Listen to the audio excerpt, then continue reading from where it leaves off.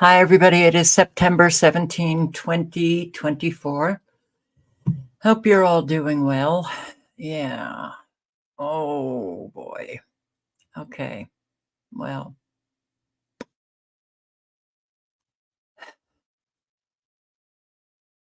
I'm a little down. No, I'm a lot down. I just saw on someone's live, somebody lying once again about me, about what they offered.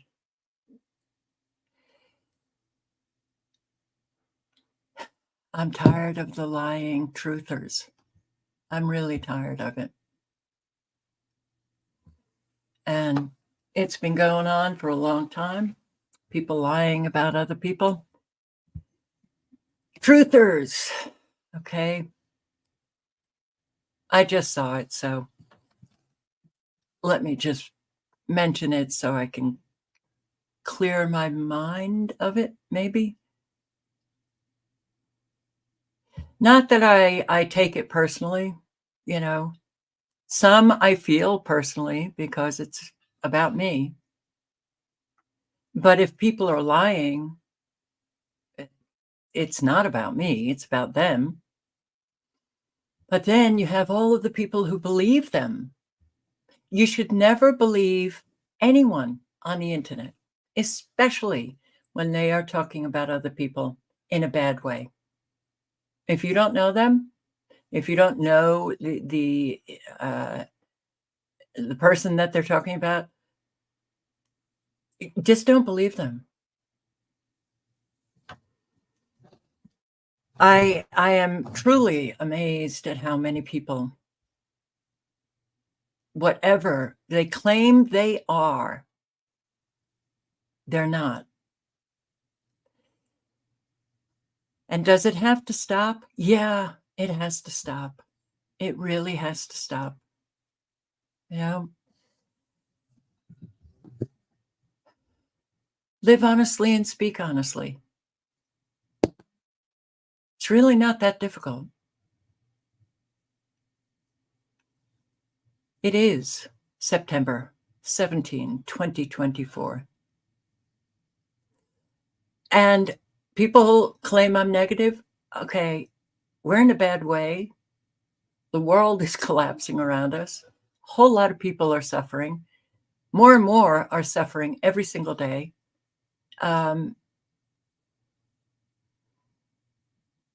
If you're not attending to reality and you're not doing something to try to educate people or get the word out or something, you are so incredibly negative. I don't see people as who are talking about what is going on in our world. And yeah, they're upset about it as negative. But we're a mess of a people. So, hey, what do you expect? So hello, Analog Synth Player and Geofactor 3 and Alicia DeMoss and Sandra L78, thank you. And Tony Punch, James B, Joni, Jack Bauer. I don't know if the world hates us so much. I think there are an awful lot of psychopaths and subhuman entities in the world that, yeah, they happen to be among the two-leggeds. A lot of evil people in this world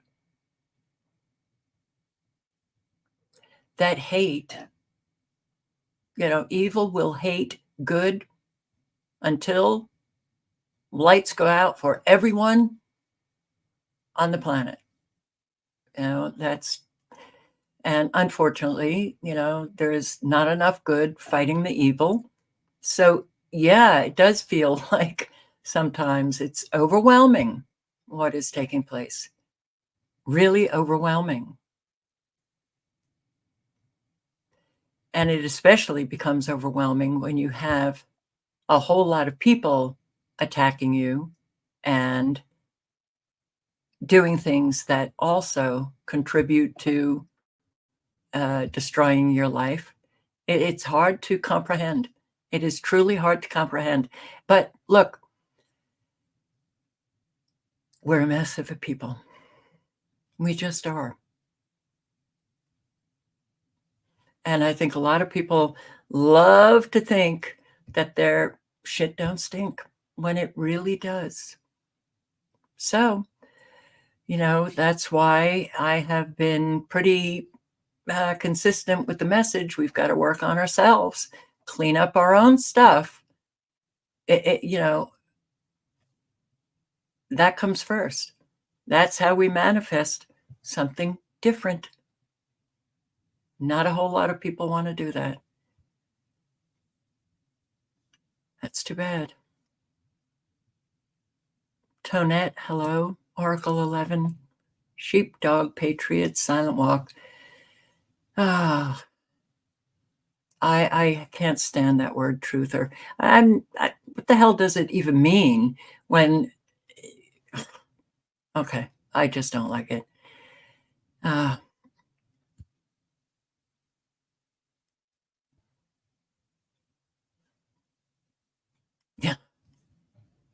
Gotcha, Jack. Rick Yorkin, hello. Justin Wynn, Miss Blanche, Patricia White, Julie again. Yeah. Pamela, Barone,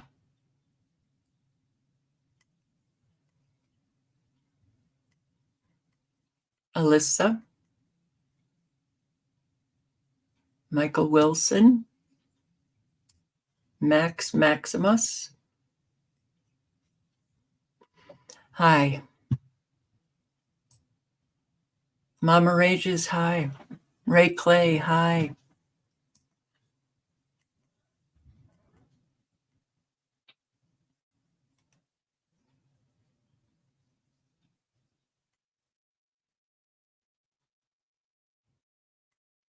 Yeah, I don't get a lot of people anymore. Louisiana Skywatch, hi.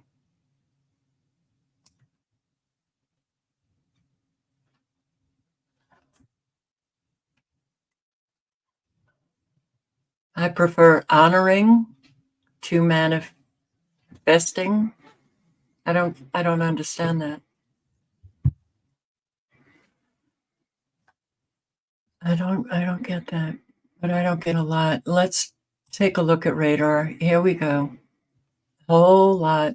All in a line from New Mexico all the way on up into Nebraska. Supercell activation. And creeping along the border, North Carolina, Virginia, into the border of Tennessee. A whole lot down here. Panhandle. Oh, again, I did it. Again, I did it. Yeah, I love it when they activate all of the supercells in a line. New Mexico, right on up to Colorado, into Nebraska.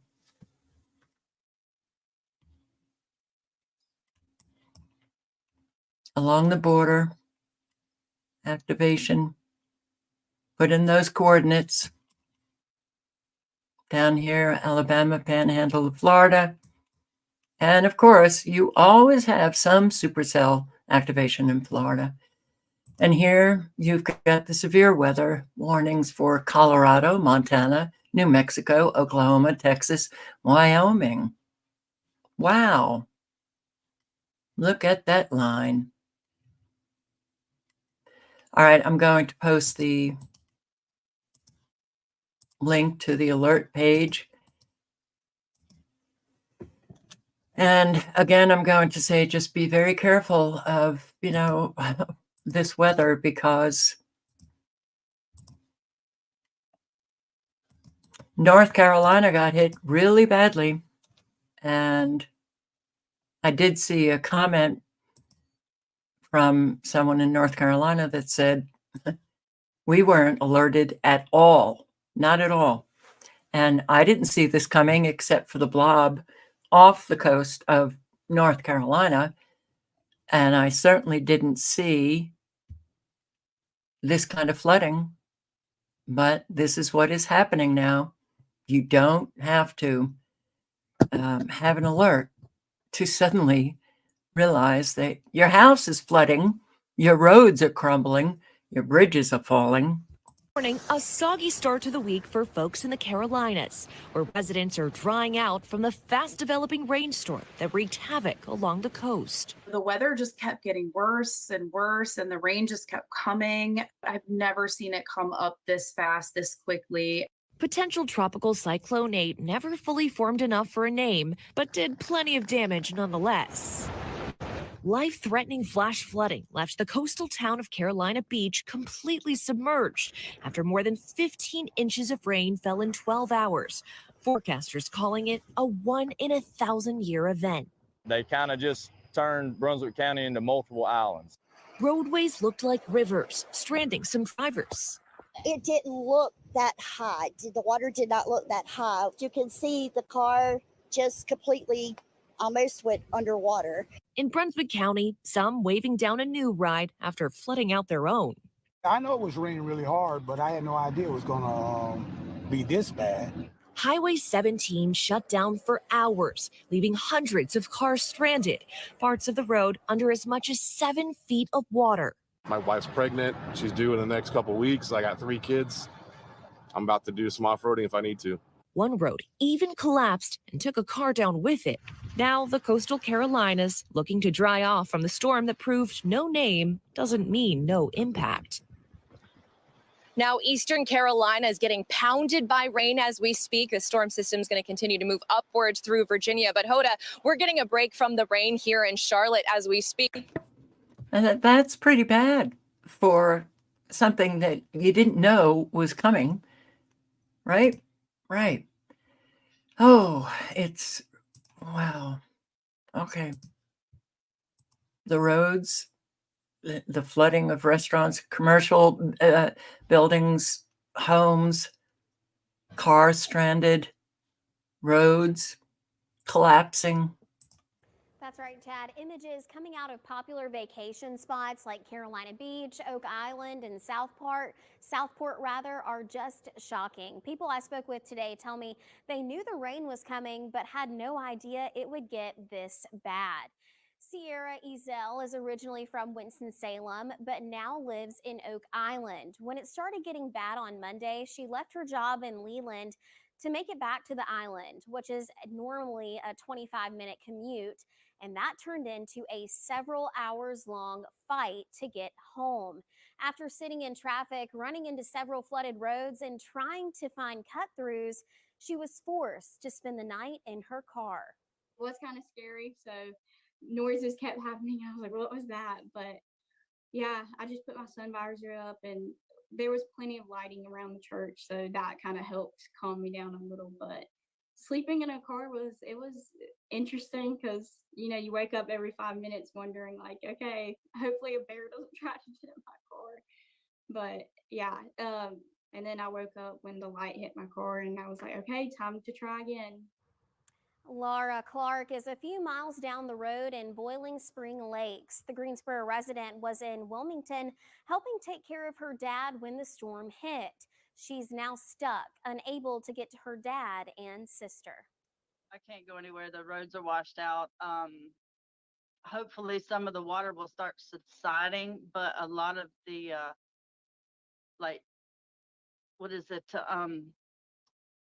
the county sheriff's department have posted all the road closings around me, so I can't get out.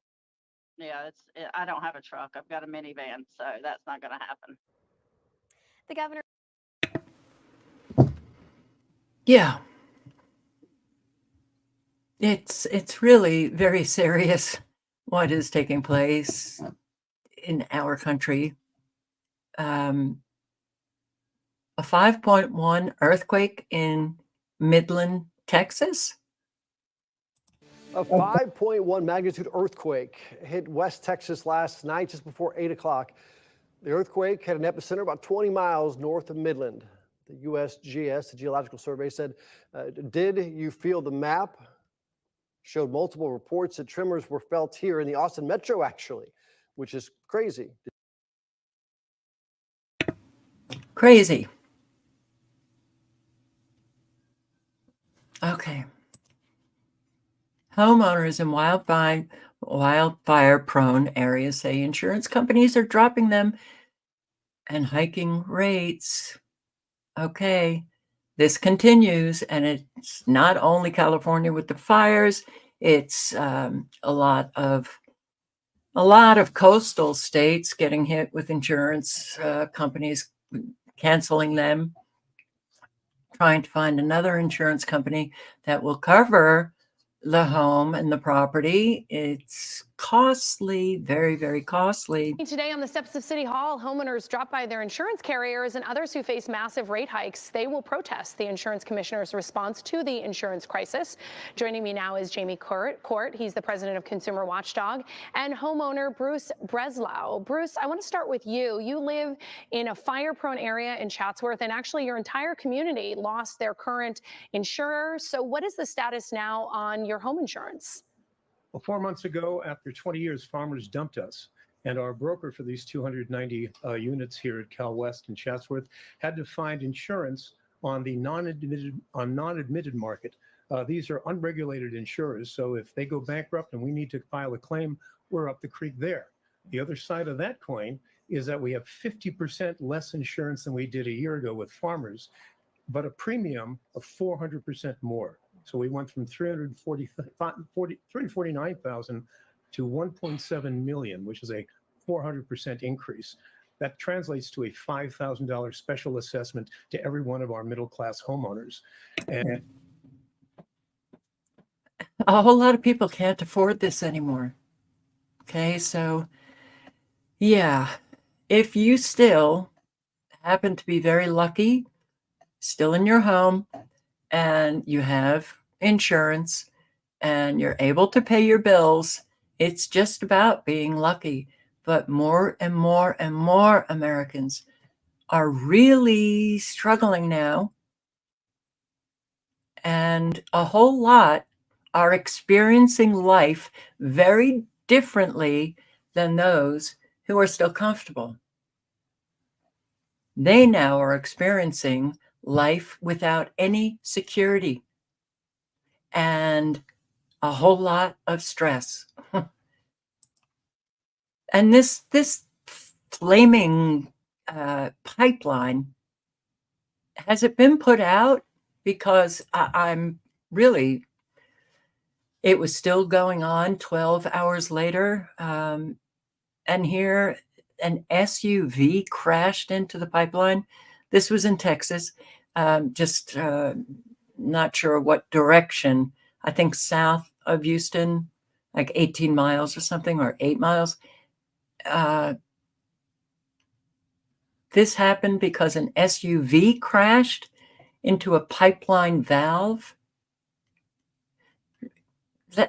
It sounds like if this could happen from a car crash, and for sure, you don't expect, a car to crash through fencing or anything like that.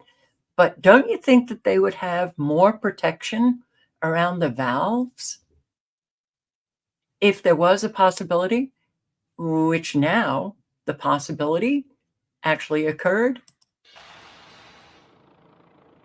No, not yet, Lynn. As you can see, that fire continues to burn more than 12 hours later. 4 people have been injured, and many others are not able to sleep in their beds tonight. As you get closer to the fire, the sound of the burning gas spewing from the pipeline drowns out everything in the background. The flame so bright, it hurts your eyes. Heat you can feel on your face. Just before 10 o'clock this morning, neighbors said they heard a loud blast. I hear a big boom, and then I felt the house shake, and I was like, what was that? So I immediately ran out of my bedroom, and everybody's like freaking out. I looked out the window. I ran downstairs. I opened the front door. There was this fire, and I seen the fence was on fire. And I was like, we got to go. The explosion's very close to houses.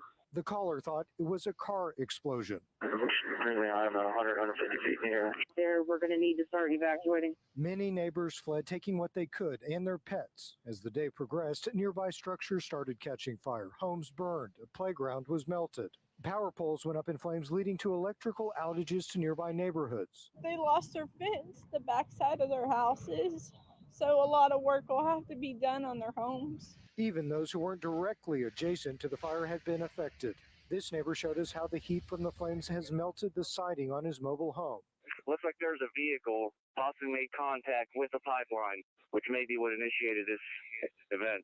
Tonight, the city of Deer Park says it knows how the fire started. In a press release, the city claims a white SUV drove through a fence on the west side of a Walmart parking lot, entering the pipeline's right-of-way.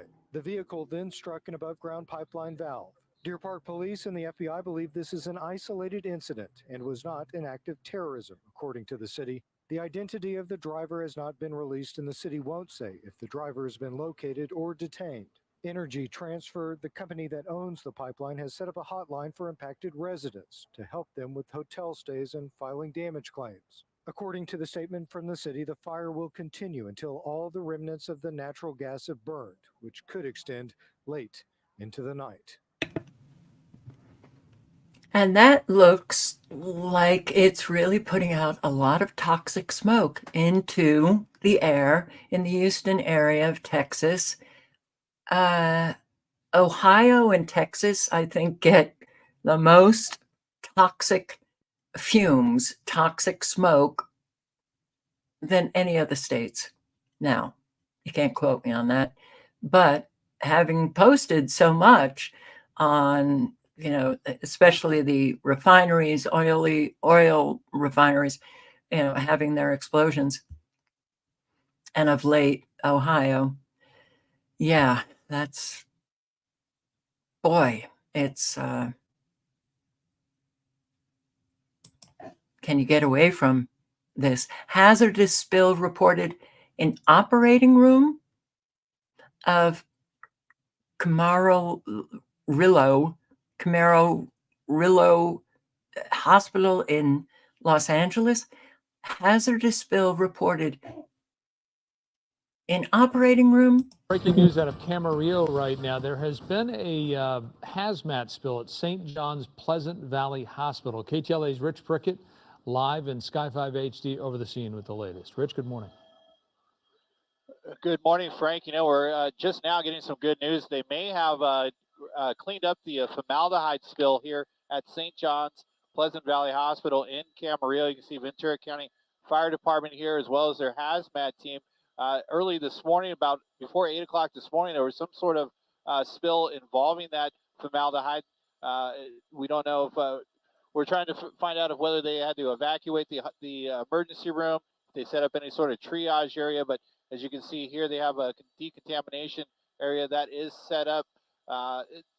The emergency room ventilation system is separate from the hospital, so it wasn't a widespread contamination through the entire building. So some good news there. But we're getting more information out. This might be wrapping up here, but this was all due to a formaldehyde spill within the emergency room, which could cause irritation to anybody that's in vicinity of that chemical spill. As we Wow. It's just a wow. Everything that's going on. Flooding in Thailand. I think I've missed this because this was 4 days ago. Thailand are trying desperately to reach thousands of people who are stranded in their homes in the country's north due to flooding as the result of Typhoon Yagi. Of course, Asia's most powerful storm this year has already battered much of the region. It's hit the Philippines, the Chinese island of Hainan, and Vietnam, particularly Vietnam's north, where it's left hundreds of people dead, hundreds missing, and hundreds more injured, largely as the result of flash flooding and landslides. And now the storm has brought that flooding to Thailand's north, mostly the provinces of Chiang Mai and Chiang Rai, where the military is using boats helicopters, even jet skis to try to rescue people from their homes and also deliver vital aid, food and fresh water supplies. There were reports today that 200 people were stranded in a school waiting and hoping to be evacuated to a safer place. But it's not just Thailand's north that's likely to be affected by this. There's been warnings from authorities that over 40 provinces, including here in Bangkok, and I'm already feeling the warning signs. The wind is picking up, the sky is darkening behind me. There's been lots of lightning flashes, and we're being told to expect torrential rain and possible flash flooding for the next 5 or 6 days. So, Oh boy. And the European countries that have been experiencing flooding, like Hurricane Harvey flooding, still underwater. Romania and Slovakia. And now I can't even remember. I posted 2 nights of what was happening in Europe. It's really, look, the weather terrorists, I don't like evil winning. I don't like evil winning. And it's winning. And it's been winning. And unfortunately, it's been winning my entire life. So I want to thank Ray Clay for sending this along to me. Military technology modifies humidity. Let's see, according to available information, Andriy Artemenko was involved in introducing environmental effects in Qatar to increase humidity and precipitation. This technology was developed by military engineers and characterized as a military technology. The implementation of this technology in Qatar was part of a larger project initiated in 2012, which aimed to induce effects on the environment to enhance humidity and precipitation. Artemenko personally assisted in the installation of this technology, highlighting its military origins and development.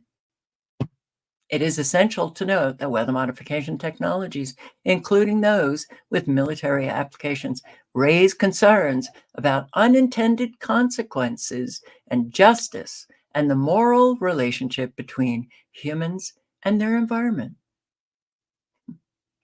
The debate surrounding climate engineering, including weather modification, often centers around its potential to control and manage complex systems, potential unintended consequences, and ethical considerations. Okay, let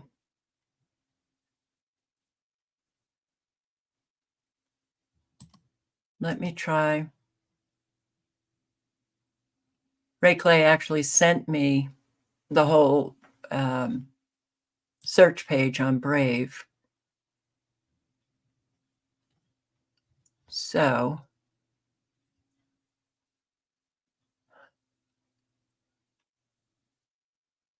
but from that search page, and I will post the link. This is a very interesting article on the history, weather modification, and war.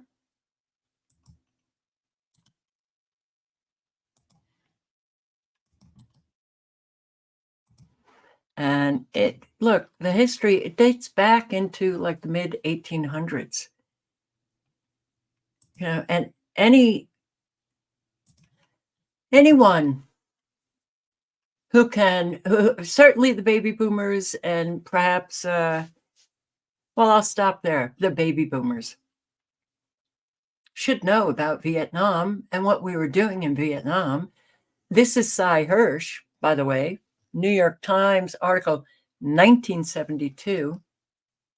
Rainmaking is used as weapon by U.S.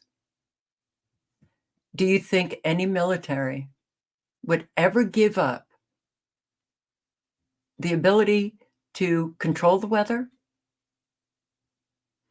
when they already had the ingredients and technology to do that in the 1960s, the rainmaking used as a weapon? Do you really think the military just said, you know what, this is too dangerous, we need to pull back?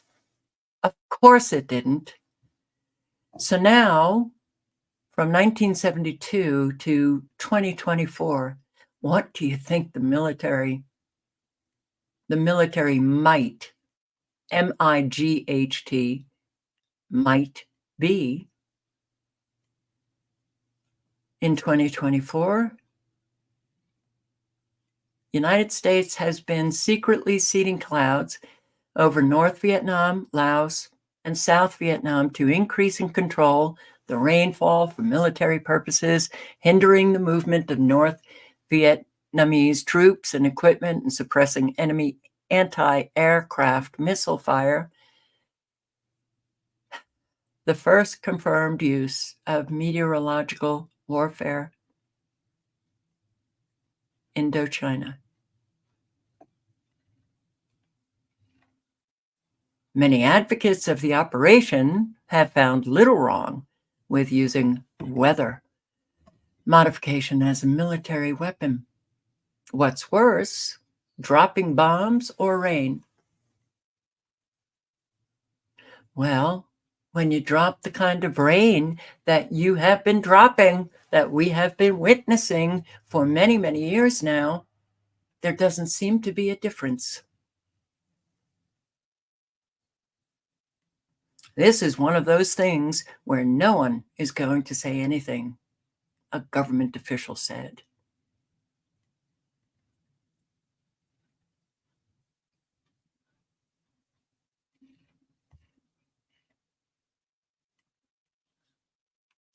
Link is in the chat. 1972. And it also, goes into a little of the congressional hearing that was had in, I don't know if it was 72, but it was around that time. Senator Pell asking our military all about the weather modification that they were doing in Vietnam.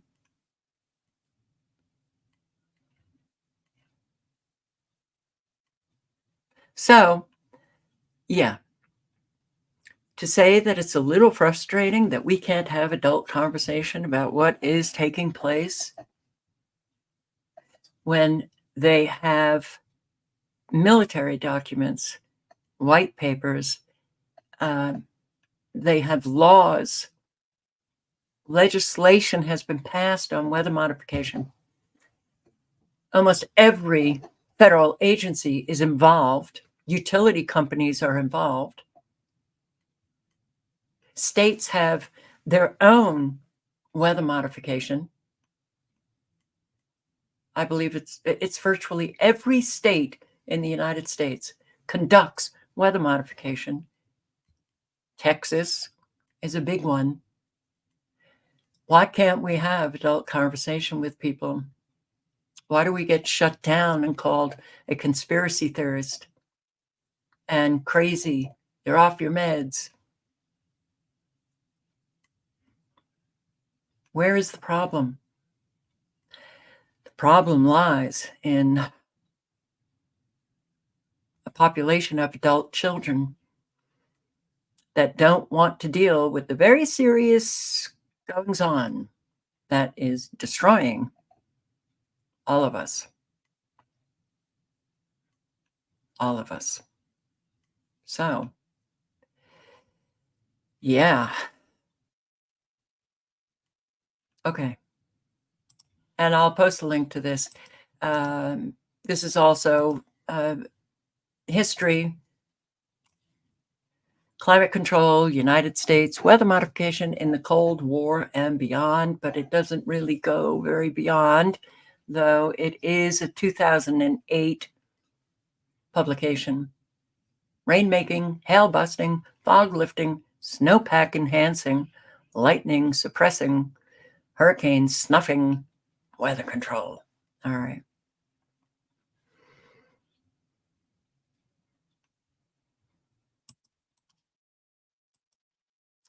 For your reading pleasure, for those who circulate, go to it. Yeah. So another house burns down. Oh, not just one. I come across several broadcasts on house burns down, flames shoot through roof of Monrovia home in California. News in Monrovia, you're looking at it. Crews on the scene of what looks like a devastating house fire. Gil Lavis is in Sky 5 with details. Hi, Gil.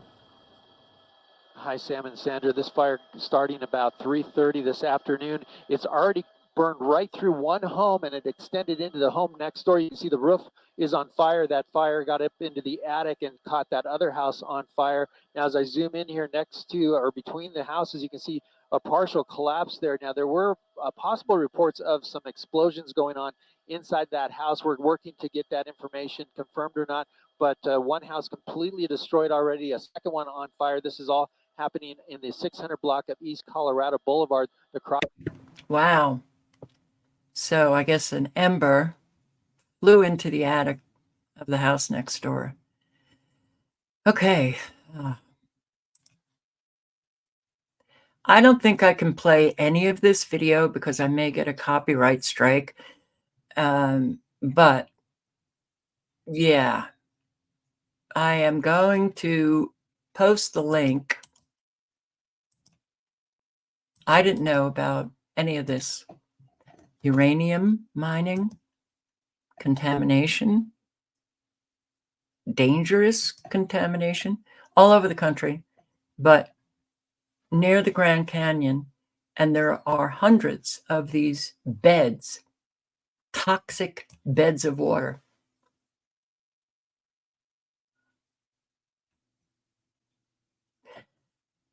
Am I negative for facing reality? Am I negative for saying there are hundreds of these toxic beds that are leaching, of course? You know, is that negative? It was pretty amazing. And this was sent to me by a subscriber whom I'd like to thank. But wow, it was pretty eye-opening. Designed to. It's hard to believe, but what was found in the Grand Canyon could kill Arizona. But it's not just in Arizona. So click on the link. Did I post it? Yes. Is there a way out? Is there a way out of this mess we call life? I don't think so. And yeah, for anybody falling asleep or sleeping and their phone is right next to them and all that kind of stuff, I suggest you be careful. From the 16-year-old girl who was just lying in bed when her mattress caught fire, burning down to the core. And as our John Atwater reports today, how a cell phone that was charging may be to blame. Well, this was really scary for this family. You can see a pretty big hole burned in this mattress cover here, and it got so smoky in the house, they're having to throw away this rug. I looked down, my whole arm, it was covered in flame, like from here to here, all covered. Those flames charred the sweatshirt Audra Cataldo was wearing. Yeah, it did. It hurt. It hurt. Leaving small burns on the 16-year-old's arm. We heard like a little sizzle sound, and then, the back of the phone just blew up. She was at her friend's house watching a movie Saturday. They were on this mattress, and you can see right where her phone was sitting. There was just thick black smoke everywhere, and we were really scared that the house would go down too. The pillows that my daughter had were not sort of expensive pillows, and those melted like plastic. Her friend's dad raced home, thankful the girls made it out. They say she was using this portable charger bought on Amazon. It was plugged in and magnetically attached to her iPhone when they say it exploded. If they were asleep in bed in our basement and that happened in the bed or under the bed, it would have been catastrophic. They wouldn't have had enough time to get out. Firefighters continue to investigate the frightening fire as Audra now carefully considers what accessories she'll use with her new phone. I don't think. But it's not just chargers. The phone itself can explode, the lithium battery. Okay, so, and we also know the dangers of the electromagnetic frequencies when you have that phone on your bed or right next to your bed, and people are still doing this. Get the phone away from where you sleep. I still see people putting that phone right up to the ear. It's remarkable because we have had mainstream media talk about the dangers and keep the phone, a distance from your ear, the brain tumors and everything. Okay, well, yeah. What was that? The woman who, I think she was in Britain, screaming, like we're the only species that never listens to the alerts of our own, all the other animals, right? Make sounds, or deer will, make a sound, but also bang their hoof on the ground to alert them there's danger. But we're the only species that you can just scream and scream and scream your entire life. Nobody listens to you. Okay, well, yeah. Okay, well, this is why we're living what we're living. Now, I'm going right into the migrant situation because it's really bad. Now, it's really getting very bad. It's been bad, still bad. It's not Democrat, Republican, though. Oh boy, last 3 years, millions coming across the border. They came across the border during Trump, during Obama, during Bush. This has been one of the issues that never gets resolved in our country. Never. It's been going on for decades, never gets resolved. We have fine immigration law if we would only enforce it. When we don't enforce it, okay? So I've been posting on this. God, since the Obama years, I can't believe it, but I have. And how about the release? How many videos did I post on Obama and the Obama administration, ICE, releasing convicted felons of very violent crimes who were migrants? It was over 100,000 released back onto the streets of, communities across the country. Nobody seemed to care. They weren't deported. These violent crimes, murder, rape, DUIs, etc., released back onto the streets.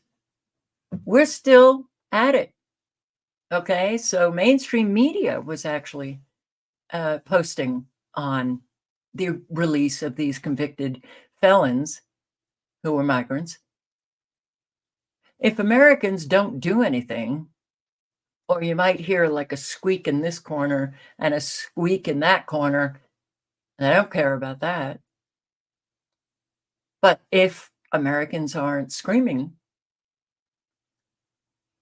is it any surprise that millions and millions and millions have crossed the border?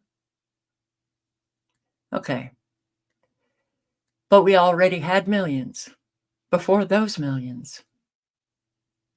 And now the temporary protected status that an awful lot, not just Haitians, but we've got a lot Venezuelans, Hondurans.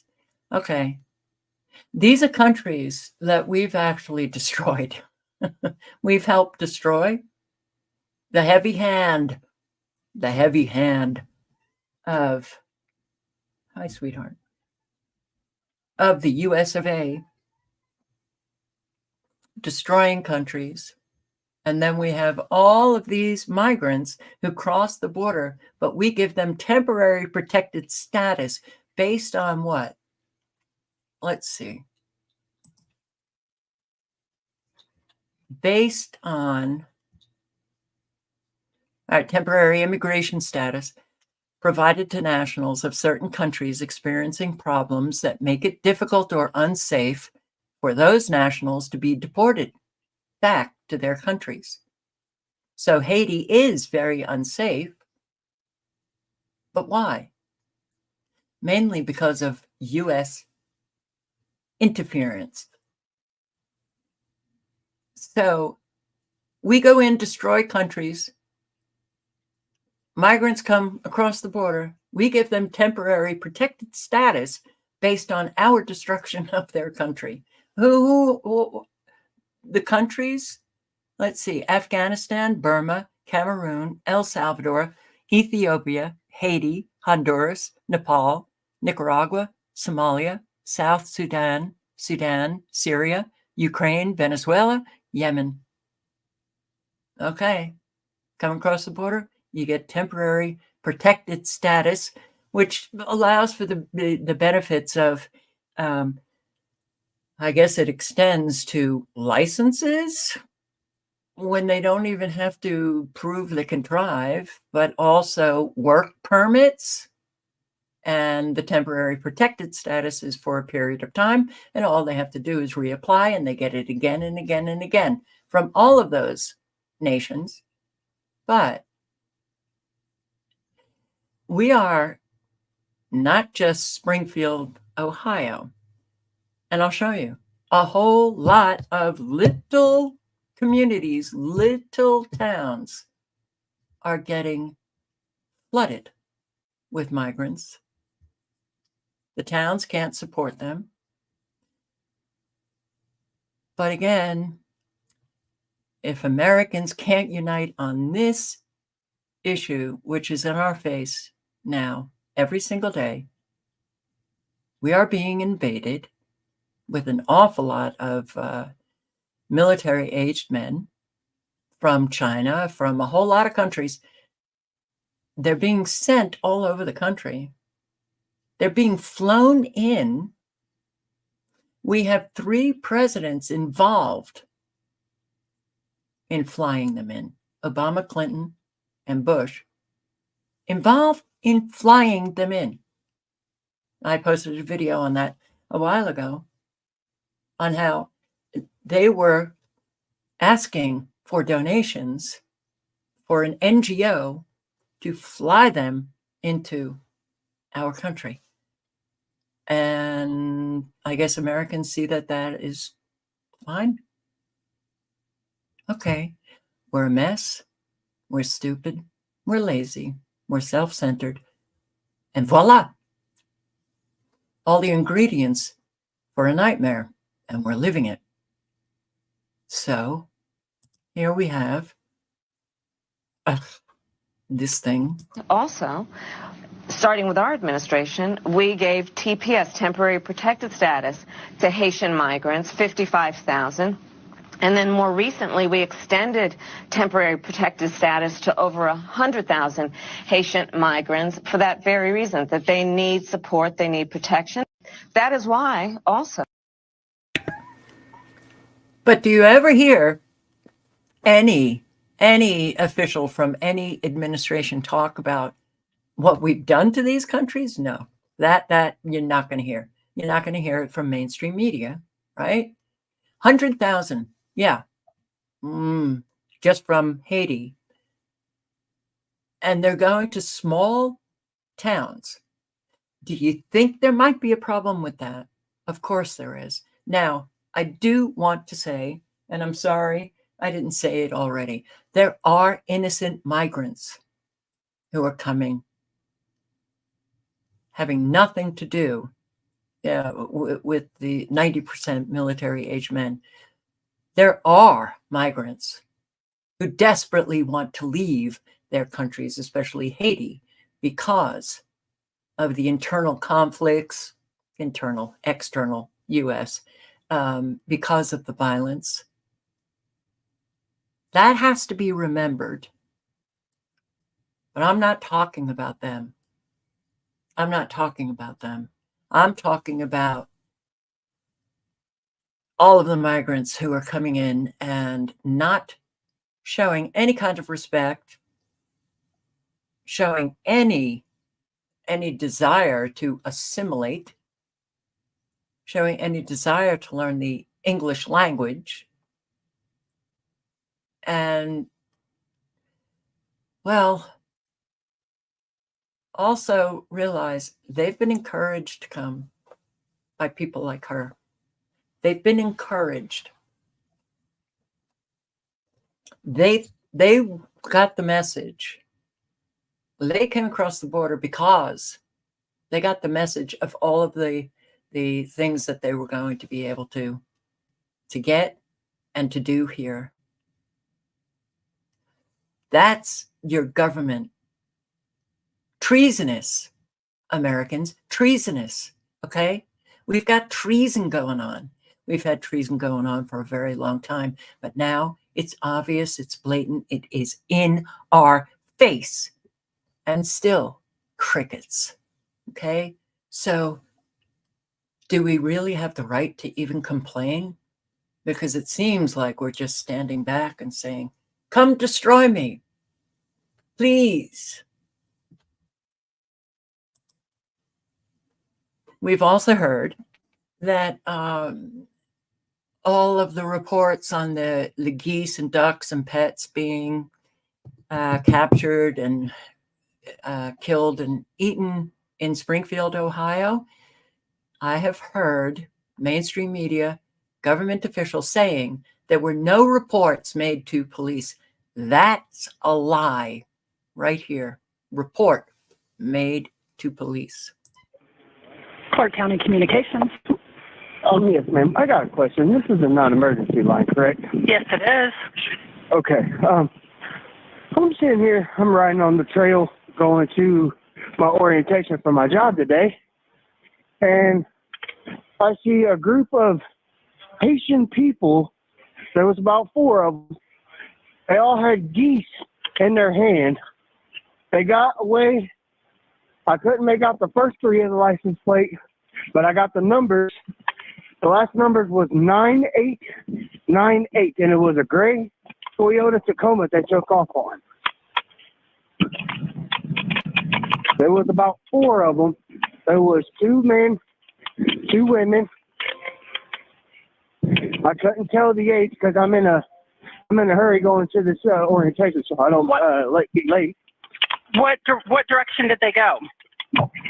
They went up towards the middle of downtown. Okay, and what path are you on? Right now, hold on just a second. I'm coming to the intersection of. Give me a second here. It says Water and Warder Street. Water and Warder. Is that the area you saw them? Yes. It was about 2 minutes back behind me. I was trying to get my phone out and trying to make it to this orientation on time. I'm time crunching here. And I saw that. I'm like, yeah, this has got to be reported. So how many geese did they have? They each had 1.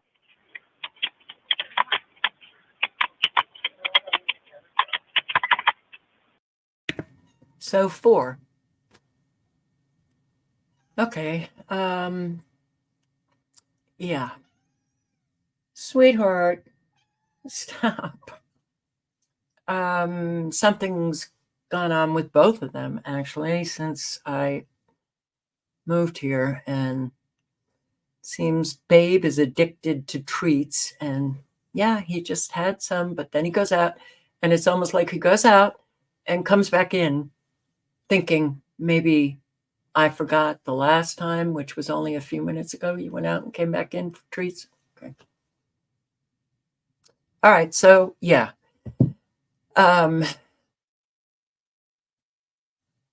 Yeah, listen to this though.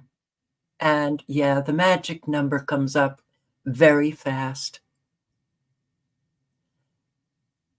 But the Ohio governor enlists police protection for schools after threats against Springfield. And once again, this entire broadcast is about protecting the Haitians, not the residents of Springfield. And I have heard way too many from that area talk about how scared they are, how these Haitians are coming onto their property. They have to like shoo them away, a whole lot of stuff going on. No mention. It's all about protecting the Haitians, and it's about the American residents who are speaking out. Well, they're hateful. Okay, that narrative continues, and Americans help it along. I've received at least 33 separate. What? Ohio governor? Play it again, Sam. Play it a little louder. We have received at least 33 separate bomb threats, each one of which has been responded to, and each one of whom has been found as a hoax. From talking to the employers this morning, many of them said that, particularly after the pandemic, during the pandemic, but then when things were opening back up, they had a real need for employees. We had one company that told me, I don't think we would even be here if it wasn't for the Haitian employees. We had others that talked about positions that they simply could not fill. We drove up here from Middletown because we've both just been incensed over the last week of what has happened to this town. So we wanted to come up here to support, a Haitian business, as well as drive around town and kind of see what the feel of what we think is, because nationally they're painting a picture that's just horrendous. People are getting hurt, and I don't like that. Not just because I'm a lawyer, but I don't like it that people can't go to work. People are afraid. There's bomb threats. It's just absolute craziness.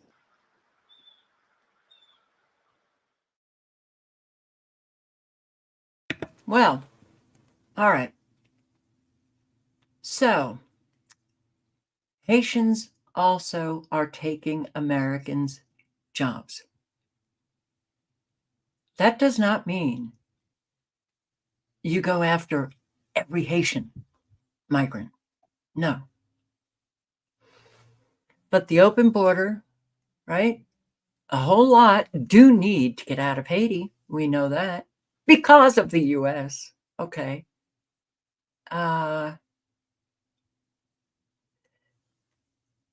So they come here, they're here. Temporary protected status means they're not being deported. Forget it. No deportation. Venezuela, okay. They won't take back the migrants. They refuse. Okay. So what are we going to do? It's a mess. And I'm sorry to say this, but it is a mess because of Americans not doing much of anything and never holding anybody accountable and not understanding how their own government works. We have immigration law. It needs to be enforced. But Americans, you've been happy listening to the Democrats fight, saying it's the Republicans fight, saying it's the Democrats. That what pleases you? And they talk about immigration reform. We don't need reform. We just need immigration law to be enforced. Sanctuary cities. How did that come about? How? How does that happen? Okay. Governors or mayors do not get to usurp federal law, immigration law, by just declaring themselves a sanctuary city. Sorry. Oh, but that's our government today. Do you see how our government is no longer the United States of America, the constitutional republic? Well, I've never seen it operate as a constitutional republic in my entire life. Okay, but the usurpation of power is happening all over the place because they're working together and they allow the usurpation of power. Otherwise, and Trump knew this and said nothing about these sanctuary cities. I mean, he could have tied that up in a nice bow and said, no, you don't get to. This is federal immigration law. I'm the commander in chief. This is a national security issue. You don't get to do that. So then, of course, those Democrat cities and states probably would have taken it to the courts, of course, but they would have lost. All of that was allowed to take place because the Dems and the Republicans are working together. They're all treasonous.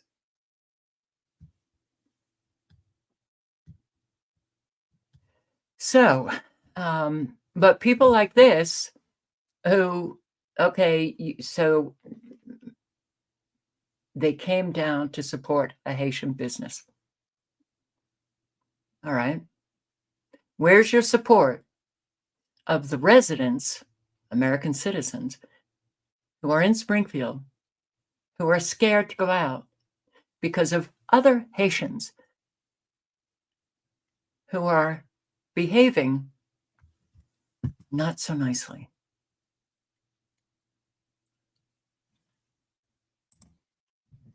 Criminal non-citizen statistics. This is the an official website of the U.S. government.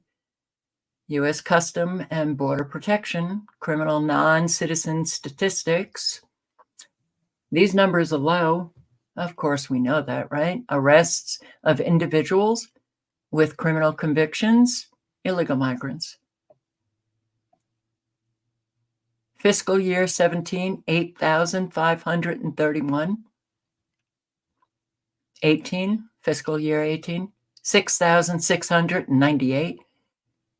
Fiscal year 19, 4,269.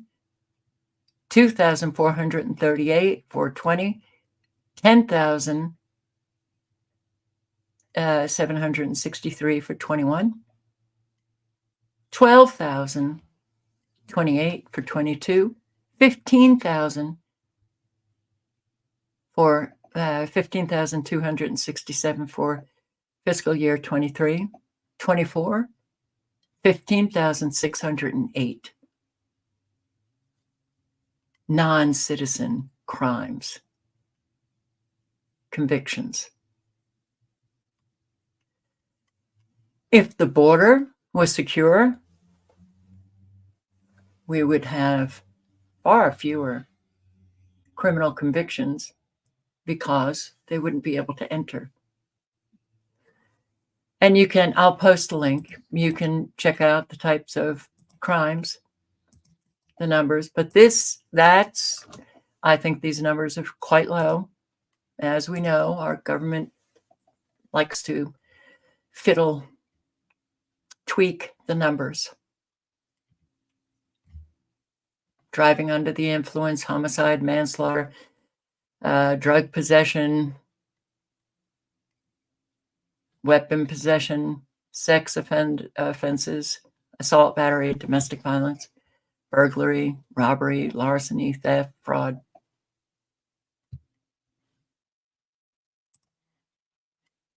So, never forget what's being done to our country The link to Anthony Aguiro's Twitter page is in the chat.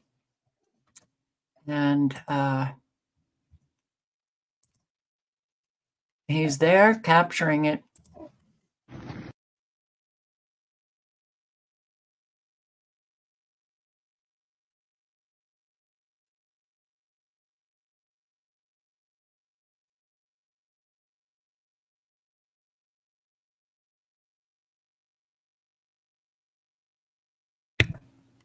Whatever Biden's last accomplishment in tightening up security on the border, which I can't even remember because it doesn't matter. It doesn't matter because they speak words, and who gives a shit what they say? Watch what they do. Watch what happens. And you'll get to see that they're all full of shit. And it's easy enough to find out, Americans. Oh, but you like listening to the pretty words. We have streams coming through the border. And I do want to say, and I can't remember who left the comment, but they were saying that the innocent ones go through the port of entry. Really? Port of entry. It's an open door for an awful lot of the migrants coming through the U.S. border. We have an awful lot also going through other places. But port of entry, a whole lot of military-aged men are being helped by your border patrol. So it doesn't matter. There's nothing that is as it's supposed to be. It ain't anymore in our country.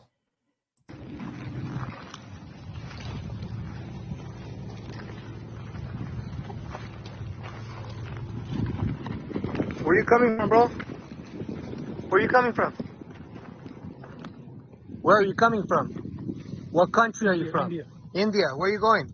California. California. Where are you from? India. Where are you going? California. Where are you from? India. Where are you going? Mississippi. Where are you from? India. Where are you going? India, no. Where are you from? India. Where are you going? New Jersey. Where are you from? India. Where are you going? California. Where are you from? India. Where are you going? New York. Where are you from? India. Where are you going? New York. Where are you from? India. Where are you going? Fresno. Where? Fresno. Fresno.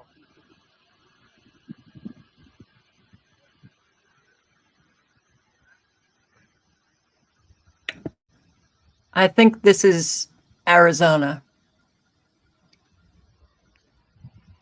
border. I'm not sure where, though.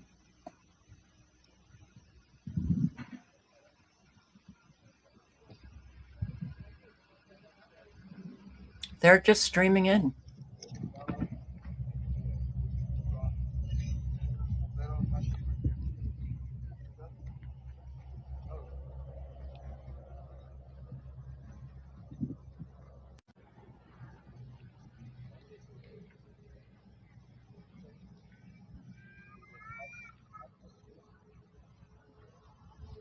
So this is a port of entry.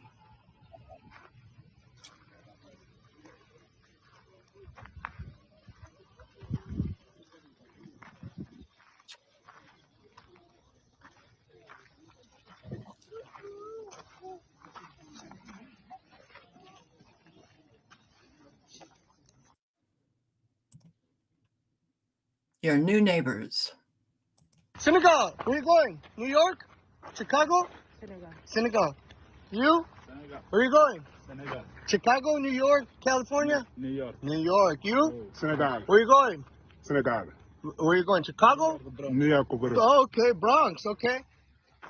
Buenas noches. Where are you from? India. India. Where are you going? California. California. You? India. Where are you going? Indiana. Thank you. You? India. Where are you going? California. Thank you. You? India. Where are you going? New York. Thank you. You? India. Where are you going? Los Angeles. Thank you. You? India. Where are you going? California. You? India. Where are you going? California. Thank you. You? India. Where you going? Los Angeles. Thank you. You? India. Where you going? California. Thank you. You? India. Where you going? California. Thank you. You? India. Where you going? California. Thank you. That's your boyfriend? No. What? That's your boyfriend? No. Where you going? California. Where you from? India. Thank you. You? Where you from? India. Where you going? California. You, sir? India. Where you going? California. Thank you. You? India. Where you going? California. Thank you.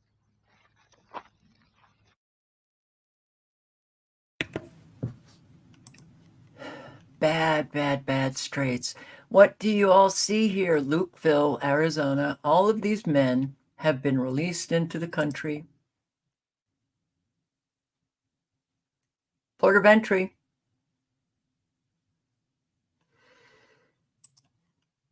And here, more and more. Yeah, treason. No, we don't. I'm beginning to hear from more who are calling it for what it is. Treason, okay? Americans, look into it. Election time. Who are you going to vote for? They've all been treasonous. Well, I'm going to vote for the lesser of two evil. Oh, you are? Really? Still? Really? Okay. Well, that practice of Americans got us here. So keep on keeping on. Good job.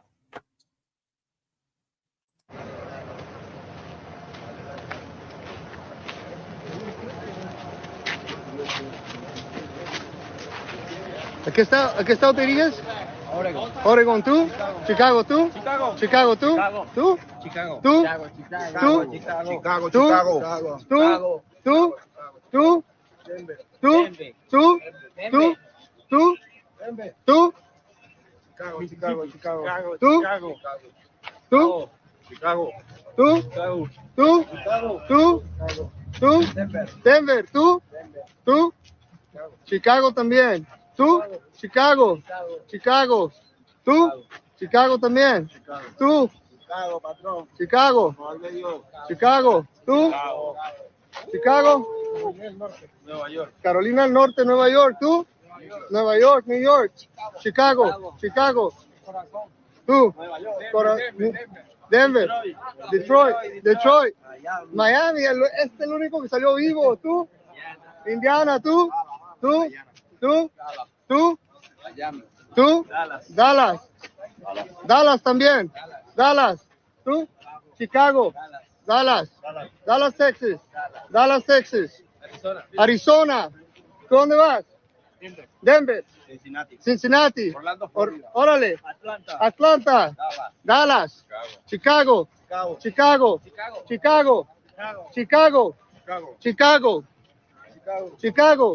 New York. Chicago también. ¿Tú? Chicago. ¿Tú? Nueva York. ¿Tú? Nueva York. Denver. ¿Y usted? ¿Saludos a quién? ¿Saludos a quién? ¿Tú? Denver también. Denver. ¿A Guatemala? ¡Oh! Chicago. San Antonio. Denver. Dallas. Washington. ¿Tú? Denver. Órale. There it is, guys.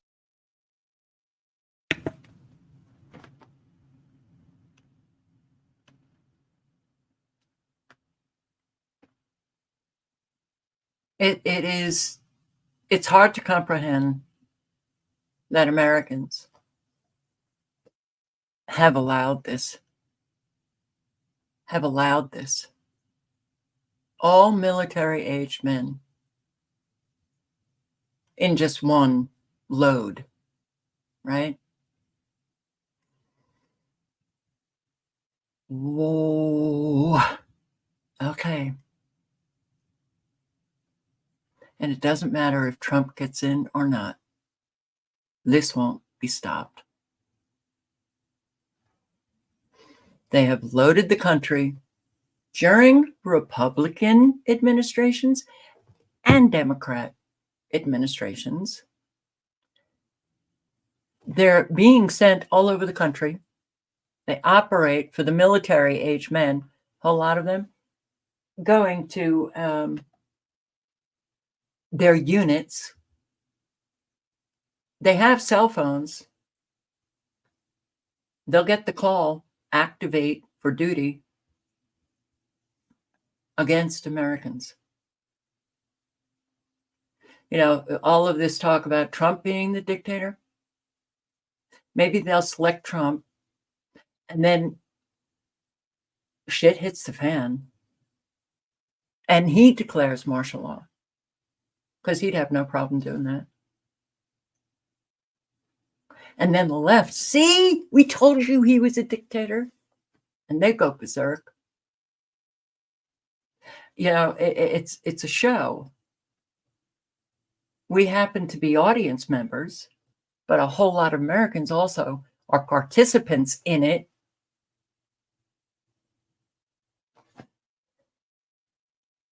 But unfortunately, we all get screwed.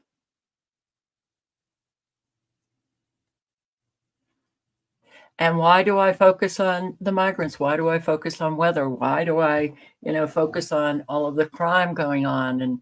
And because a whole lot of what do I see on mainstream media, and what do I see in the, whether it's alternative media or mainstream media? Oh, Trump assassination attempt again, election time, all of the bullshit. Everything that they want Americans to be focused on. I'm focused on what's also World War III, world nuclear war. As far as I'm concerned, we have been in a world war for a very long time. All right, so we're waiting for the official declaration. Well, it hasn't happened yet. The election hasn't happened yet. I could give a shit at Trump's assassination and this guy, who did it, and, going through all of the details about and finding out, oh, another staged event. Oh no, it's the left trying to kill Trump, and because he's trying to fight the deep state. And really, okay, well, you haven't been watching what Trump was actually doing in the White House. He's going to drain the swamp. Never did that. Violated the Constitution left and right. Gave to the telecommunication companies the right to put those 5G cells anywhere they wanted. Literally usurping local government power. That's what dictators do. So Biden's the dictator, Trump's the dictator. I mean, there's so much. And I have a Trump playlist on Never Lose Truth. It's unfortunate, but there's a lot of people who don't want to take any responsibility and just want to believe that we've got a savior. We just have to get Trump back in the White House and everything's going to be fabulous. Nothing is going to be fabulous. Nothing. We're done. Cooked. Chicago city leaders announce we're going to have a migrant shelter at this particular location. So you heard all of these people going to Chicago. Chicago, Chicago, Chicago, Chicago. We're going to have a shelter at this particular location.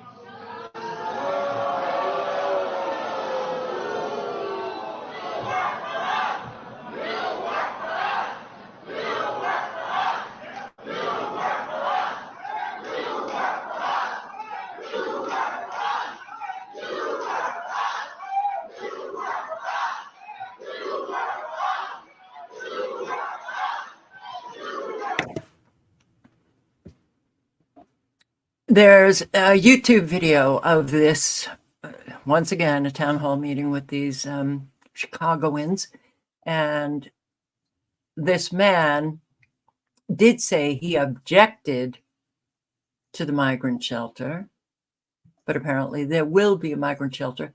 It doesn't matter now with all of these people saying, well, I objected. They all need to go. And I played this last night, the criminal illegal migrants from detention centers that she's going to release day one. Are you going to vet them? No, because we don't vet any. We don't vet the sponsors that are sponsoring children. That was announced. That was announced. I posted a video about how the vetting process for sponsors of children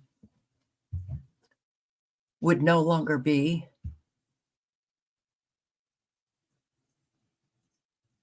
Again, nothing.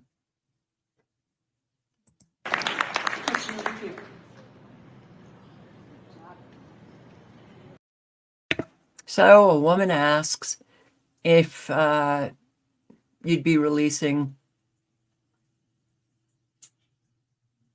illegal migrants from detention centers, and she's all for it. Will you be committing to close immigration detention centers? Absolutely, on day one. On day one. And thank you. And those sitting in the audience have no clue what it would mean to close all of these detention centers on day one to allow even more illegal migrants onto the streets. And they're going to be footing the bill. Yay! I love that plan. And here, breaking, so never before seen footage showing the massive expansion of the child migrant FEMA camps located in Carrizo Springs, Texas. And on the video, it says 2024. That's a mistake. He meant to, it should be 2023. There it is. Oh, yeah, there it is, yeah.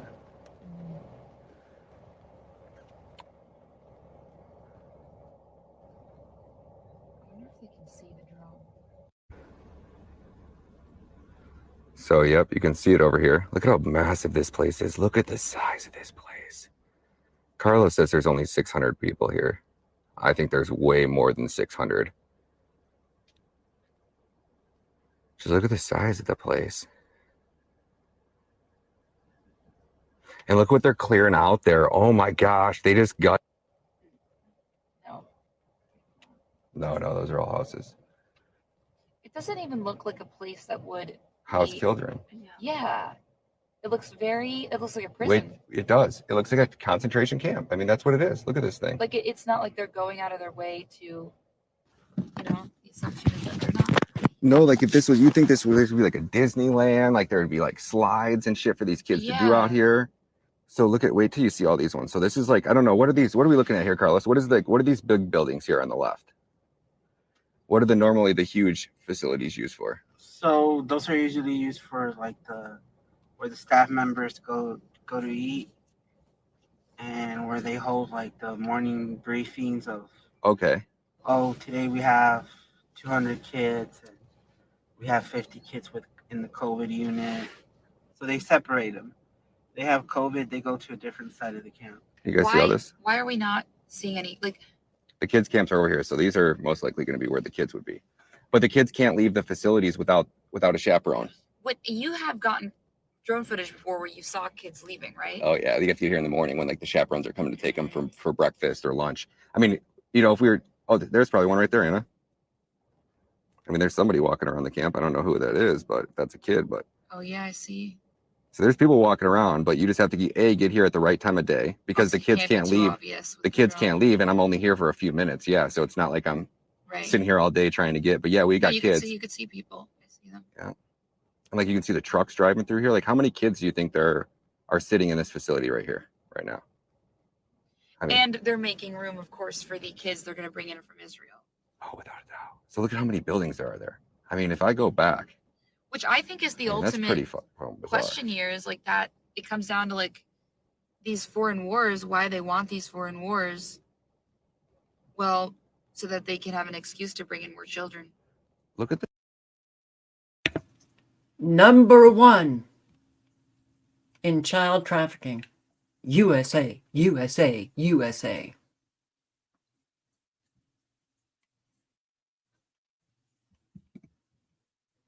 I'm sorry to say, but the huge majority of Americans do not care.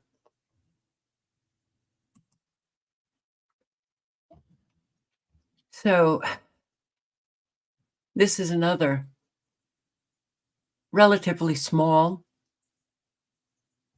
town in Pennsylvania, and Haitians being bused to and from food factories where they work, but Americans just don't want to do those jobs.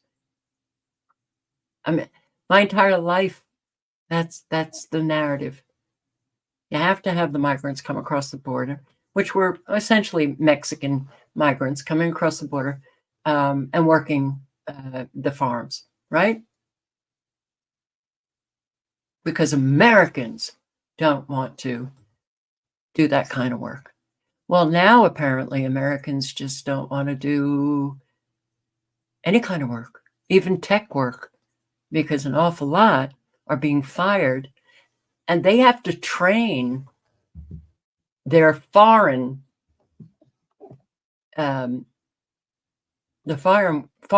worker, train them of their position.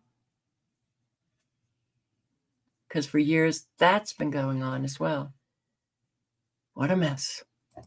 So the staffing company is what takes the migrants to a Haitian compound of all the vans. Yeah, there's multiple houses right here. This is like their lot for older. So these are the vans that drive the Haitians to the meat factories. Yeah, the packing factories. To the packing factories. Yeah. Is this right here?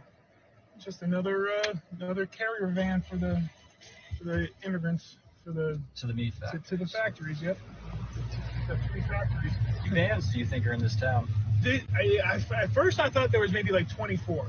Then it just kept on growing and growing. They must have poured the marker on these vans. And another one too. Yeah, they must have poured the marker on these vans. All of these take the Haitians to the meat factories. Yep. And this is the other location. And this is one of the other 2 that's up in this area. And so this has been here. Like they were all using local labor, and now it's probably over 90%, immigrant that they brought in. So this goes to Tyson too. Yeah. One second, stop right here. Yep. So this meat that the Haitians, or this meat factory that the Haitians are working at, that displaced most of the domestic workers, shipping to Tyson.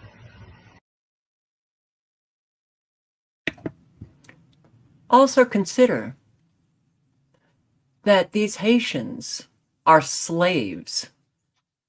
They're slaves working at food factories for corporations, and they're slaves. They're being driven there, picked up, housed, and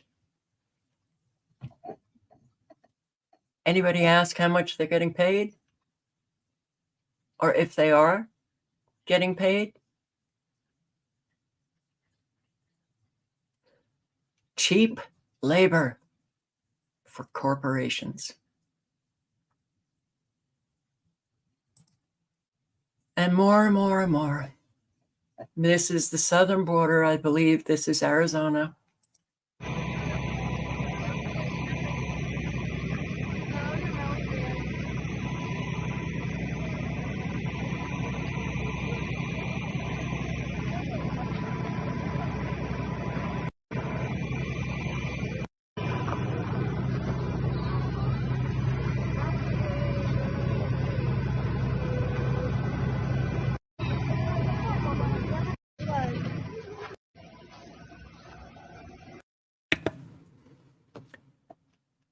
young women, and I really hope that they're not getting trafficked.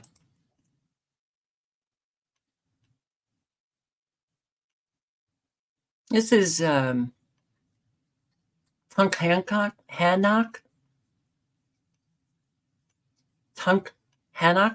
Pennsylvania. These are small towns. And the other town was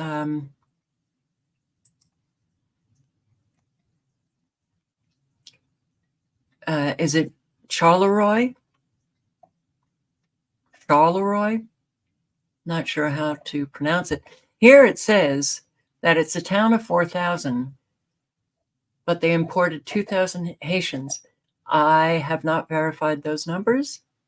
Okay, but and here, small rural town.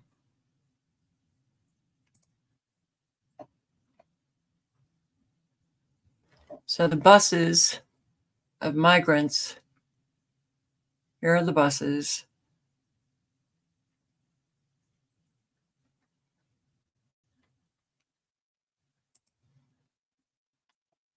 Right on up to Whitewater, Wisconsin.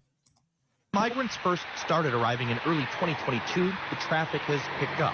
On December 28th, Whitewater's police chief and city manager wrote a letter to the White House. They're asking the Biden administration for help as the city of about 15,000 handles an estimated 800 to 1,000 migrants. I'm not going to lie, we did close for 2 weeks at one point just to sort of reassess how we were serving the needs of everybody. Christine Zabayos, director of the community space, says there was not a huge increase in visitors, but they were seeing a lot of people with no idea how the space works. Sometimes we felt that we had people who were maybe taking more than they needed just because they didn't know they could come back.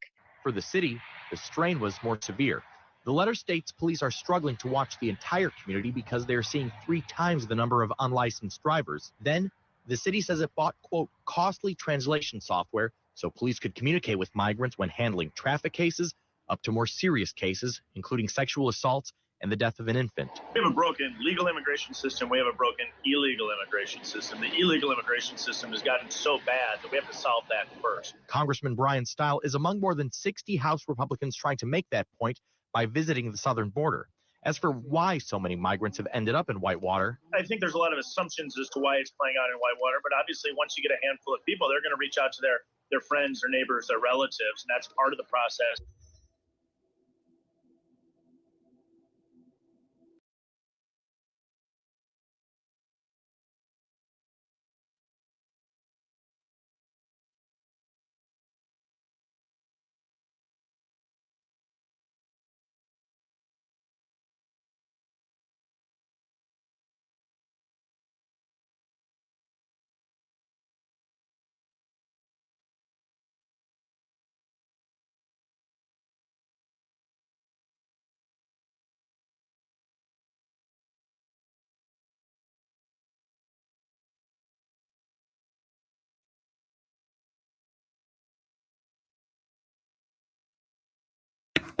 How's everybody doing today? I'm Sheriff Rick Jones from Butler County, Ohio. I'm here today to talk to you about the invasion of our country. And mostly what we had, I want to talk about Springfield, Ohio, which is less than an hour drive from here in Butler County, Ohio. So if you look at it, Springfield has been in the news in the past few days. It's a 1 hour drive from here. And their residents, about 50,000 residents. In 4 years, I want to repeat that, in 4 years, they can't tell exactly, it's between 15 and 20,000 illegals have came into their community, have been brought to that community. Listen, 50,000 residents. And you've seen it on the news, what you've got, the residents are angry as hell. It affects their school system. It affects the hospitals, the social services agencies. Where are they going to live? The police, the life squad. You don't know who these people over, who they are. They're coming in. Now, you've seen on the news mostly Aurora, Colorado. Illegals took over an apartment complex, all from one country. Listen, it comes a time to when we have to say, look, You can't just come here. They come from 160 different countries. They come through Mexico into the United States. I have people ask me, we're the seventh largest county in Ohio, all the way in Ohio, the seventh largest of 88 counties. Why do you care? It's pretty simple. It affects everybody. Here in Butler County, we have 400,000 roughly population. In my jail, any given day, I have close to 1,000 prisoners. In the last 3 years, I want to repeat that. In the last 3 years in my Butler County jail, I've had close to 1,000 illegals in my jail from all over the world. Of that 1,000, they've had 2,000 criminal charges placed on them. I just had a guy in my jail that been deported 8 times, and they found out that he killed somebody. And it's not the end of that. We just went back and got another one from Mexico that killed somebody 10 years ago. They get there, they think they got it made. I've been saying this all along. It affects, I go to small counties. I talk to smaller sheriff's offices. I go to sheriffs and I talk to them from all over the country. It don't matter how small your city is. If you're on the interstate, you got people coming through, they arrest them. What language are they speaking? They come through your jail. They're in your area. If you get out on the roads and you travel, they're in your area. If you go to the people that have died here in Ohio, we've had 5,000 people die of drug overdoses where the fentanyl is coming through the Mexican border, coming from China. China's doing this on purpose and trying to addict and kill people and cause disruptions within our country. It's not on the border. I've been to the border 3 times. And I'm telling you, every state is a border state right now. If you get out on the highway, you travel, you get out on you go shopping, people are on drugs, they're driving cars. This is because it's coming through Mexico from China. We're in a major, major issue of our country. 78% of Americans think that we've let the borders go and we're being overrun. We have people coming from China that are of military age. That's not make-believe. We have people that are here. We're getting ready to come up on 9/11. Don't forget what terrorists can do, a small group. Pay attention. These complexes and these people that are coming into our country illegally, they're not supposed to be here.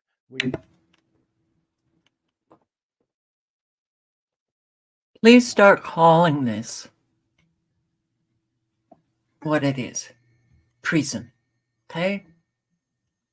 It is treason. Purposeful, intentional treason by your government officials, and mainstream media is also treasonous. This is treason. Republicans, Democrats, all involved. If anybody thinks, that Trump and all of the Republican politicians, Democrats, do you really think that they care about you? They don't. Okay? And they don't care about this country because they're just like Americans that don't really care about anything except their own self. That's what we have produced here in America. So it is treason. Okay? You're being destroyed, Americans. Okay? You're at war, and your Democrats and your Republicans are destroying your life. You can't even consider that might be a possibility. But of course, Martha's Vineyard and Nantucket. Suddenly, the sanctuary state of Massachusetts, you got the migrants on Nantucket, and we have heard sanctuary states, ICE can't intrude. Nope. Those states, they're going to protect the migrants, and they're just never, ever going to call ICE. And ICE, I've even heard ICE officials say, well, there's nothing we can do. It's a sanctuary state. Oh, Wow, the refiguring of government and how it works for the agenda. Okay. Sanctuary State, Massachusetts. Nantucket, a ritzy island. That's where Obama's estate is. ICE is in Nantucket removing the violent migrants. Do you remember? Even Martha's Vineyard as well. So Martha's Vineyard and Nantucket, these islands right off of Massachusetts. So remember that? They were sending migrants to Martha's Vineyard, and those on the island were like, oh, no, this just won't do. Because, well, there's too many, and it's not sustainable. I think there's too many for Springfield, Ohio, and too many for other, small towns all over the United States. But they got them on buses. Martha's Vineyard, Nantucket.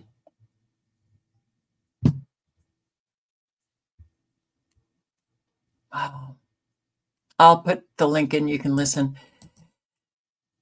I'm just tired. This country's a joke. And this guy, right? Migrant influencer. Lionel Moreno. Okay. He encouraged migrants to be squatters in Americans' homes. And there was an order of deportation. He's not going to be deported. Venezuela said, no, we're not taking him back. Not him, but all of them.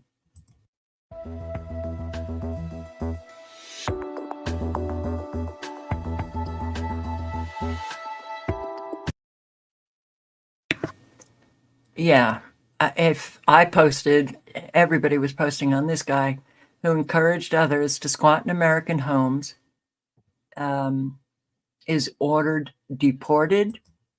So a judge, an immigration judge, where's the write-up? Immigration judge has ordered the removal of migrant influencer Lionel Moreno, who infamously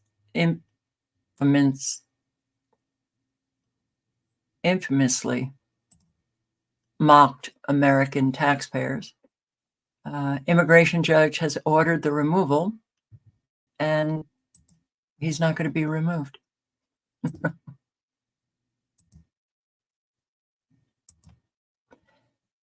However, Homeland Security sources told the Post that he's likely to remain in the U.S. since his native Venezuela refuses to accept deportations.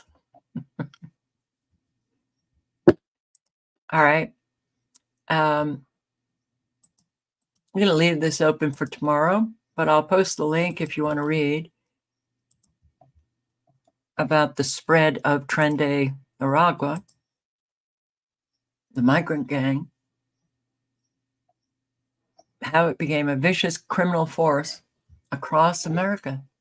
They're coming and they're taking over, not just in Aurora, Colorado, but other places.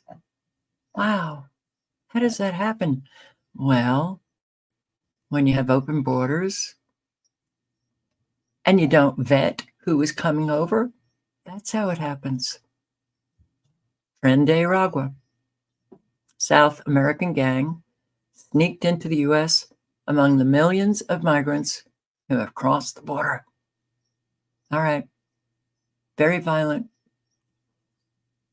And they have no problem taking over hotels, apartment complexes. They're all over in 50 states. especially in the urban centers like New York and Chicago, to the Florida beaches and the once tranquil Middle America. Well, so now all of these attacks that are going on, every one now, I have to wonder. But we also know that Americans are just violent and crazy. And yeah. And then we have the problem of those electromagnetic frequencies where they can remotely control people. Yeah. Put voices in people's heads. And those voices are very powerful. And they actually behave in accordance with the voices. How about that new product that put something into Americans' bodies so they can be remotely controlled and turn into crazy, violent people? So you don't know who is doing what. Yes. Tony.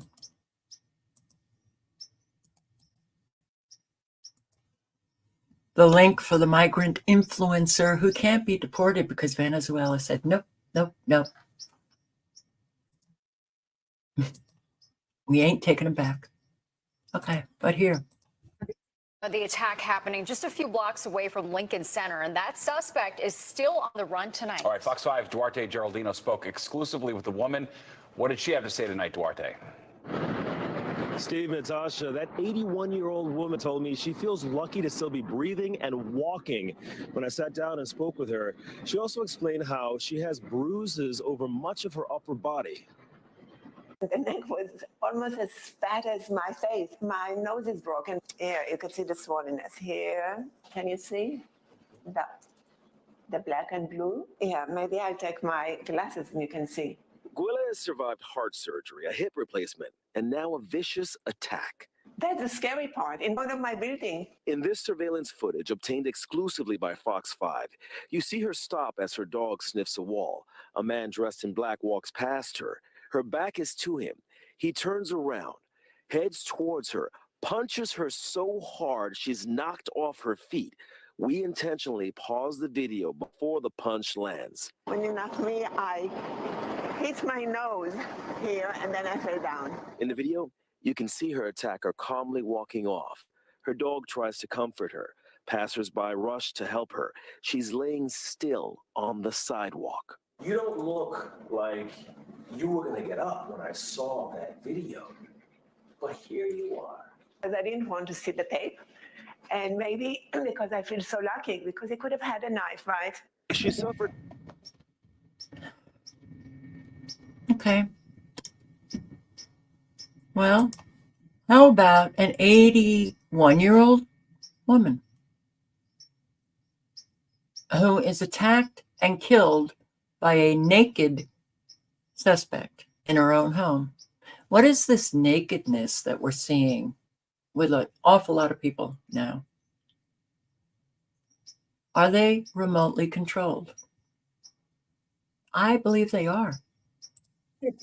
Community in Pittsfield Township, the scene of a horrific crime. Just after 12 o'clock Friday morning, police responding to this condo on Breckland Drive, where an 82-year-old man, an 81-year-old woman, and their dog had been stabbed. Despite surgery to try to save her life, the woman did not survive. I don't know what to even think. It's a tragedy. I'm in shock and absolutely devastated for the family. They're just nice people. The woman was an avid gardener and professional violinist. Police say the 82-year-old man is in stable condition.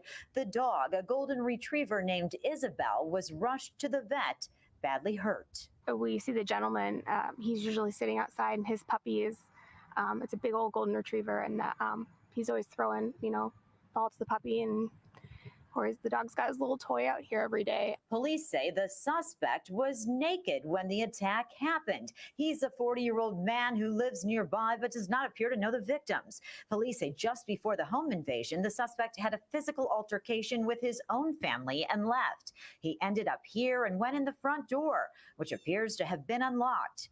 Police say there was no sign of forced entry.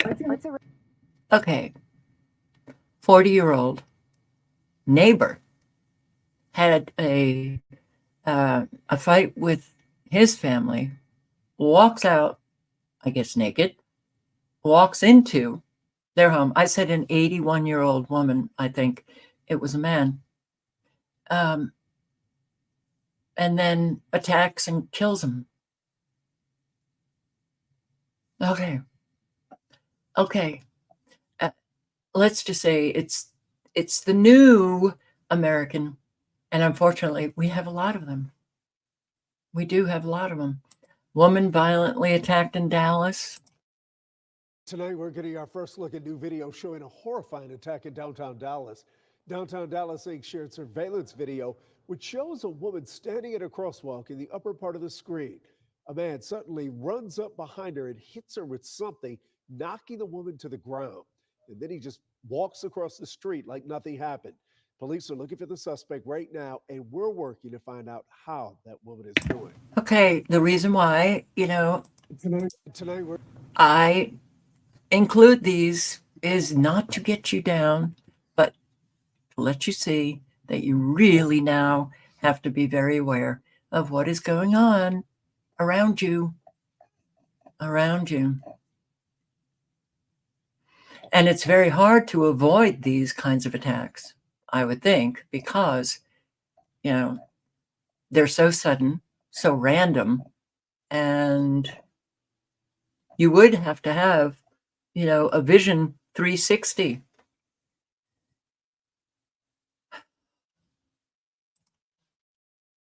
All right, I'm going to post the link to JWTV's video posted not too long ago.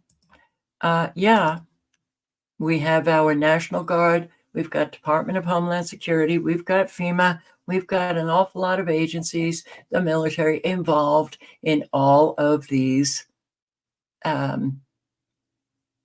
exercises. Massachusetts National Guard conducts civil disturbance response exercise. And they are expecting, because they're working it. They're working it for a whole lot of civil disturbance as we get closer and closer to the, what is it? That farcical play, the American election.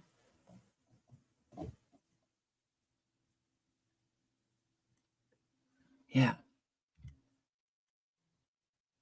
So,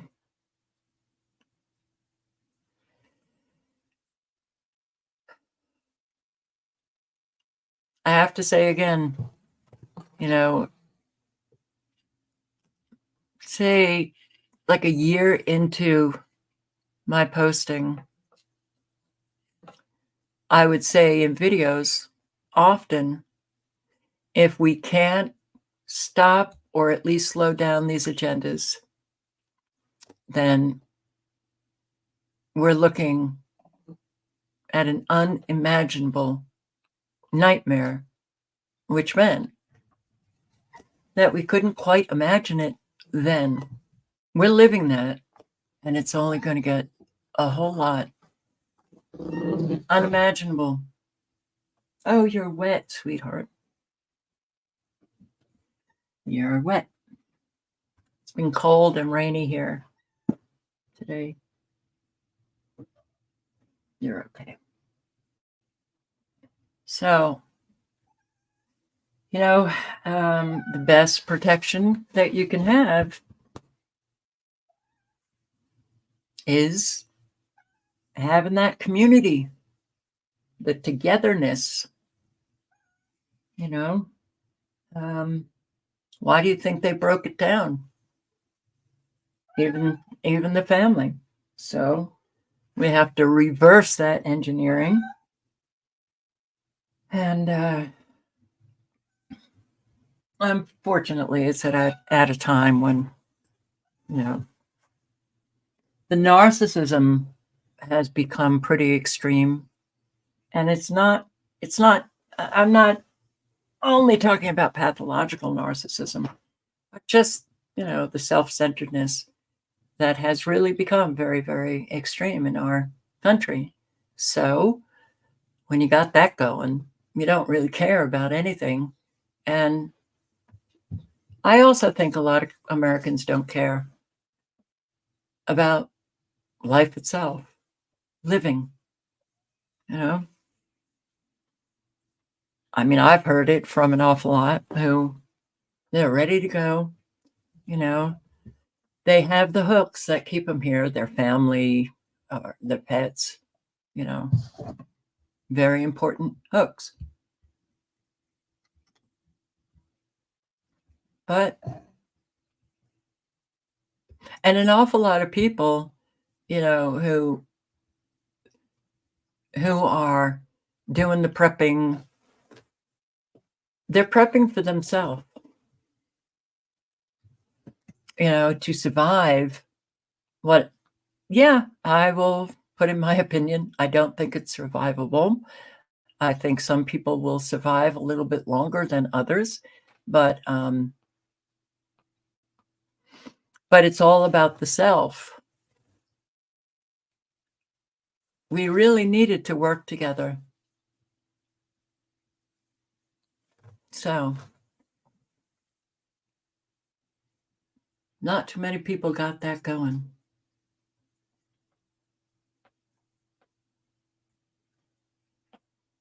And when you think about it, amongst the truthers, amongst the alternative media, those who see and those who don't, okay, those who see, those who are out of the matrix are few.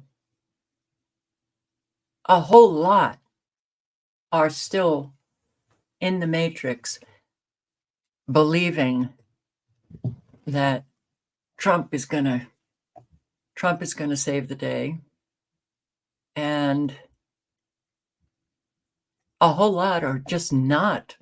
They're all into the election campaigning, promoting thing, and they're not talking about all of the agendas that are destroying Americans as I speak, and those numbers just continue to escalate, increase dramatically every single day.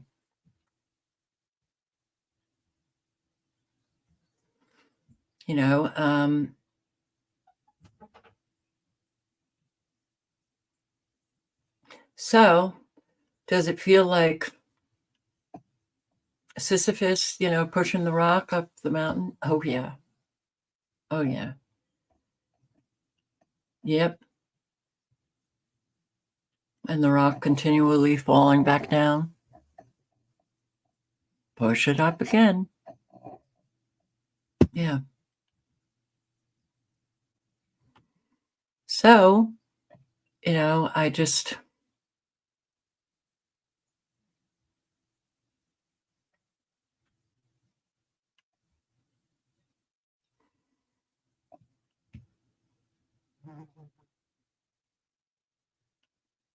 it really is now just what is it? What are we living here?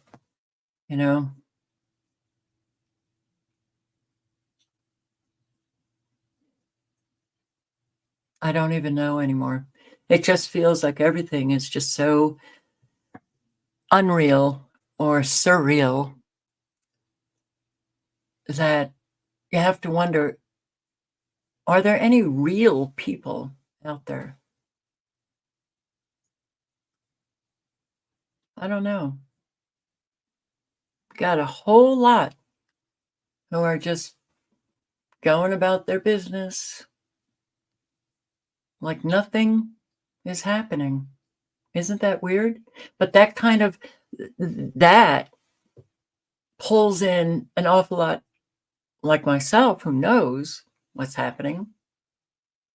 People might look at me and think, oh, look at her. She's just going about her business like nothing's happening. And meanwhile, my head is filled to the brim. What we do have control over is how we behave in our own communities, helping people that are in need of help, animal shelters, food banks, your neighbors, your family, your friends. Extend yourself. Don't wait to be asked. Because if you're waiting to be asked, well, what does that mean? You're on a power trip.